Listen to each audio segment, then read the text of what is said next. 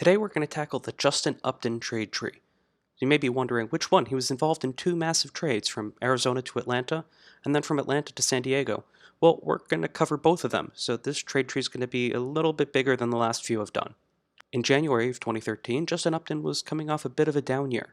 The former number one pick was an all-star and finished number 4 in MVP voting in 2011, but a thumb injury in early 2012 slowed him down that year. In June, Diamondbacks owner Ken Kendrick did a radio interview in which he criticized Upton's poor play, and Upton wasn't happy about that. The bad blood between Upton and the team continued throughout the rest of the season, and Arizona began to listen more closely to trade offers for Upton. General manager Kevin Towers had shown interest in moving Upton before, but it felt different this time.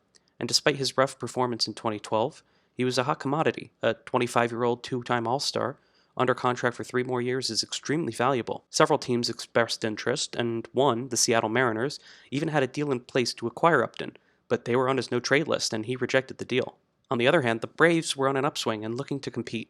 They wanted Upton to round out their outfield alongside Upton's brother BJ and Jason Hayward. After Upton rejected the move to Seattle, the Braves struck a deal with Atlanta to acquire him. So here's the trade. Arizona got third baseman Martin Prado, starting pitcher Randall Delgado, and 3 prospects: shortstop Nick Ahmed, pitcher Zeke Spruill, and first baseman Brandon Drury. And the Braves got Justin Upton and third baseman Chris Johnson. So how did the pieces do that Arizona received? Well, Prado was viewed as the best MLB-ready piece in the Braves package. The former All-Star had a career resurgence in 2012, receiving MVP votes. He signed a 4-year contract extension not long after the trade, and he became the starting third baseman in Arizona. He had a solid 2013. He slashed .282, .333, .417 for a 105 OPS+. In 2014, his power disappeared. He hit only 5 home runs through 106 games. The Diamondbacks were on their way to their worst season in a decade, and at the deadline they moved a few players, including Prado. In 261 games with Arizona, Prado put up 4 WAR. Prado was traded to the Yankees for catching prospect Peter O'Brien and a player to be named later, which was never named. O'Brien was converted to the outfield in 2015, and he made his MLB debut later that year, and he was very effective, mostly as a pinch hitter. In 2016, he started again in the minors, and he tore up AAA, but he struggled in his limited time in the majors. Through 28 games, he had a 42 OPS+. He was DFA'd after the 2016 season and then traded. In his time as a Diamondback, O'Brien put up minus .5 WAR. O'Brien was traded to the Royals for minor league relief pitcher Sam Lewis. Lewis never reached the majors and left the Diamondbacks organization as a free agent after the 2019 season. Randall Delgado was viewed as the piece with probably the most upside that the Diamondbacks were receiving. He had been the Braves' number 3 prospect the last couple years. He debuted with them in 2011, then spent about half of 2012 in the Braves rotation, and he had struggled. He joined the Diamondbacks rotation in June of 2013, and he showed some promise. He dropped his whip to 1.2. He reached a career high in innings with 116 and a third, and he even threw a 3-hit shutout in July on just 100 pitches. In 2014, he was converted to relief, and he spent the next 5 seasons there, used mostly in long relief with the occasional spot start. He had a couple solid years, particularly 2015, where he pitched to a 127 ERA plus in 72 innings, but he was essentially replacement level for most of his time in Arizona. Through 415 innings with the Diamondbacks, Delgado put up 1.7 WAR. He then left as a free agent after the 2018 season. Ahmed was the Braves' 12th-ranked prospect at the time of the trade. He debuted with the Diamondbacks in 2014, and he spent the next 10 seasons with the team. He's the first player to play 10 years with the Diamondbacks. His bat was never anything special. His best season was the lockdown-shortened 2020 season, where he slashed .266, .327, .402 for a 97 OPS+. But his elite shortstop defense kept him on the team and kept him extremely valuable. He won Gold Gloves in 2018 and 2019, and in 2018 he led all of MLB in defensive WAR with 3.7. He missed most of 2022 with injuries, and in his absence, youngster Geraldo Perdomo took the starting job and ran with it. When Ahmed returned in 2023, he struggled at the plate, and in September, Arizona released him. Through 888 games with Diamondbacks, Ahmed put up 12.2 WAR. Spruill had been the Braves' number 9 prospect at the time of the trade. He debuted with Arizona in June of 2013, and he pitched 34 innings for the big club over the next 2 seasons. He was not very good at the MLB level. He pitched to a 1.5 whip and minus .4 WAR, and after the 2014 season, he was traded. Spruill was traded to the Red Sox from minor leaguer Miles Smith. Smith never reached the majors, and he was released by the Diamondbacks before the 2017 season. Drury had been the Braves' number 15 prospect. He was called up to the majors in September 2015 as a backup infielder, and he was okay. In 2016, he was one of the last players to make the roster out of camp, and he had a really good season. He was essentially a super utility player for Arizona. He got playing time across the infield and in both corners in the outfield, and he took a major step forward at the plate, but he had trouble with so many positions. In 2017, he became the full-time starter at second base, a position he was very comfortable with, and his defense took a step forward while his batting stayed strong. Now, after the 2017 season, he was traded. Through 289 games as a Diamondback, Drury put up 1.3 WAR. Drury was traded to the Yankees in a three-team deal that also included the Rays, along with relief pitchers Anthony Banda, Sam McWilliams, and Colin Poche. Arizona received outfielder Steven Souza from Tampa and pitching prospect Taylor Widener from the Yankees. Souza was coming off a great year in Tampa, and he slotted in as Arizona's starter in right field. He missed significant time with injuries, and when he was healthy, he struggled. He slashed .220, .309, .369 for an OPS plus of 79 and minus .4 WAR. During a spring training game in 2019, Souza slipped and tore multiple ligaments in his left knee, ruling him out for the entire season. Arizona let him leave as a free agent after that season. Widener reached the majors with Arizona in 2020, and he spent the year in the bullpen. He was solid with an ERA plus of 101 in 20 innings, but much of that is probably attributed to luck. He put up a 6.5 FIP and 1.3 WHIP, so a regression was expected. In 2021, he bounced between the rotation and the bullpen. He made 13 starts and 10 relief appearances. He posted a 97 ERA plus and 70 in the third innings. In 2022, Widener bounced between AAA and the majors.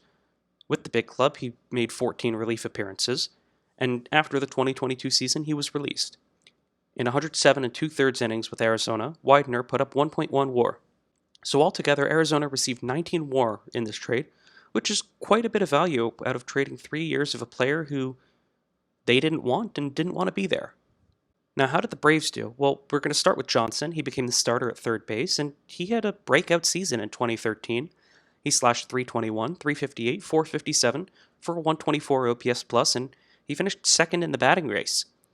In May of 2014, he signed an extension that would keep him in Atlanta through 2017. In 2014, he altered his approach at the plate to try to hit for some more power, but the change backfired. He set a career high in strikeouts, and he walked a lot less. In 2015, he lost his starting third base job to Juan Uribe, and at the deadline he was traded. Through 351 games with Atlanta, Johnson put up 1.7 WAR. Johnson was traded to the Cleveland Indians for outfielders Michael Bourne and Nick Swisher, two former All-Stars who had declined heavily in Cleveland, and an estimated $15 million in cash. The Braves intended to compete in 2017, and while Bourne and Swisher were owed more than Johnson, they'd both be off the books after the 2016 season. Bourne, in his prime, was known for his elite speed and his ability to get on base, but as he'd aged, he'd essentially lost both of them. The 32-year-old played 46 games for the Braves. In 2015, he slashed .221, .303, .257 for an OPS plus of 58 and minus .3 WAR.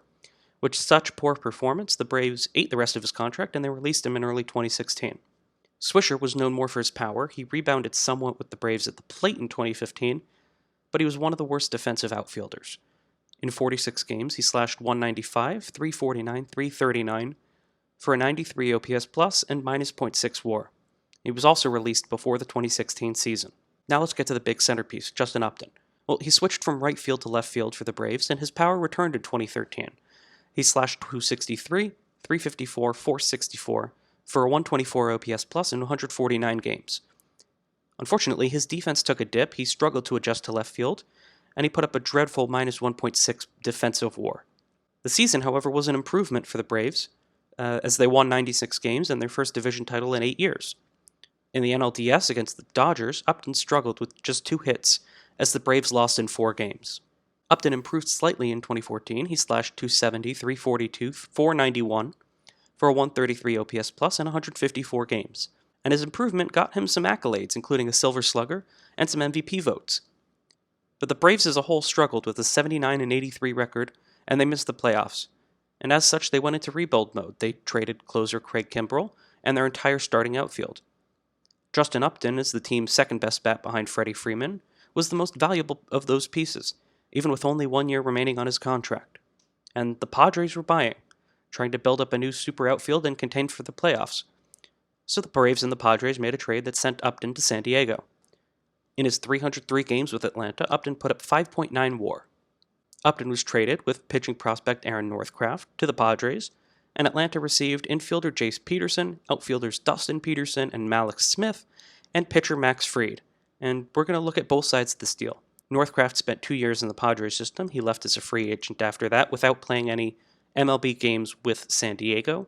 He actually returned later to the Padres and made some MLB appearances, but for the purposes of this tree, we're not going to include that. Now, Upton was elite in 2015. He put up his best season since 2011. He finally figured out fielding in left field. He put up positive defensive WAR for the first time in his career. He played in his third All-Star game, and he slashed 251, 336, 454 for a 119 OPS plus and 4.2 WAR. The Padres as a whole struggled, though, and Upton left as a free agent after the season. Now, the pieces that Atlanta got, they got quite a bit of value out of them. Jace Peterson had been the Padres' number 7 prospect. He slotted in at second base for the Braves starting in 2015, and he was okay. He slashed 239, 314, 335 for an OPS plus of 81. He was again named the starting second baseman going into 2016, but he struggled early and he was sent down to AAA in May. He was called back up in June and became more of a utility player. He got playing time at second, third, and in the outfield. In 2017, he stayed as a bench bat and utility player, adding first base and shortstop to his repertoire. But his hitting took a rough decline, and after the season, he left as a free agent. In his 356 games with Atlanta, Peterson put up .9 WAR. Dustin Peterson had been the Padres' number 15 prospect. He reached the majors in 2018 with Atlanta. He appeared in 2 games as a pinch hitter. He went 0 for 2, and then he was claimed off waivers by Detroit later that season, so he put up 0 WAR with Atlanta. Malik Smith debuted with the Braves in 2016, and he spent the first half of the season as the team's 4th outfielder. He was fine. He slashed 238, 316, 365 for an OPS plus of 83 and 1 WAR in 72 games. He missed most of the second half of the season with a broken thumb, and while the team was successful, he struggled. He was then traded in the offseason. Smith was paired with pitcher Shea Simmons, and he was sent to the Mariners for minor league pitchers Luis Gohara and Thomas Burrows. Gohara bounced between AAA and the majors over the next 2 seasons. Across 49 innings, he pitched to an 81 ERA plus and minus .3 WAR. He began 2019 injured, and by August he hadn't played at any level at all, and the Braves released him. And Burrows never made the majors. He stayed in the Braves system until 2022, and then he left as a free agent. Now, the big centerpiece of this trade for the Braves was pitcher Max Fried. He had been the Padres' number 3 prospect at the time of the trade. He reached the majors in late 2017 with Atlanta, and he bounced between the rotation, bullpen, and AAA the next 2 years. He showed some promise. He struck out 10 batters per 9, and he put up a 128 ERA plus in 59 2/3 innings. Fried joined the rotation full-time in early 2019, and he's been a fixture there for the past 5 seasons, and he's been one of baseball's best lefty starters for most of that time. He broke out in 2020 with a 208 ERA plus and a 7-0 record in 11 starts, earning himself a Gold Glove and finishing top 5 in NL Cy Young voting. He was also named to the All-MLB First Team. 2021 proved he could be that successful in a full-length season as he posted a 14-7 record, 2 complete game shutouts, another All-MLB nod, this time to the second team, and he received another Gold Glove. And he also won the final pitcher Silver Slugger before the Universal Designated Hitter. Fried started Games 2 and 6 of the World Series against the Astros, and he won Game 6 with 6 shutout innings as the Braves won 7-0 and took the series 4-2. 2022 was his best season to date with his first All-Star appearance, another Gold Glove, another All-MLB team, and he finished second in NL Cy Young voting behind Miami's Sandy Alcantara. 2023 was a bit of a lost season as Fried dealt with hamstring and forearm injuries, and he didn't debut until August. But when he returned, he was still in elite form. Through 14 starts, he pitched to a 174 ERA+, and he threw a complete game shutout. Now, Fried is set to return for Atlanta in 2024, but he will be a free agent after the season. The Braves are looking to compete, so they'd rather keep him than trade him, but extension talks have stalled, and there is a chance he gets dealt. But most likely, I would expect the Braves to keep him for 2024, and either work out a contract extension for Fried or let him leave as a free agent, meaning Fried is likely where this trade tree ends. So altogether, the Braves got 28 WAR out of this trade, though the vast majority of it does come from Max Fried. So who won this trade? My answer may be a little bit odd. I think Arizona won the first Justin Upton trade. They got more value out of the pieces that they acquired than they would have had they kept him for the final 3 years of his contract. And had the Braves kept Upton for the 2015 season, they'd be losers of this trade. But they win the second Justin Upton trade. They gave up one very good year of a player, but they got back 5 years of an ace. It's a massive win for them. And the loser of the second Justin Upton trade is the Padres. They only had Upton for 1 year. He left as a free agent, and they ended up getting nothing when he walked. Let me know down in the comments what you think of this trade, who you think won, any other trades you want to see me cover in this format, and I'll see you all in the next trade tree.